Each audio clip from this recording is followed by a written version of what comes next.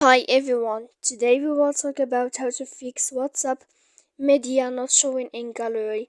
To know how to fix WhatsApp media not showing in gallery, you should just go to settings like this. We will click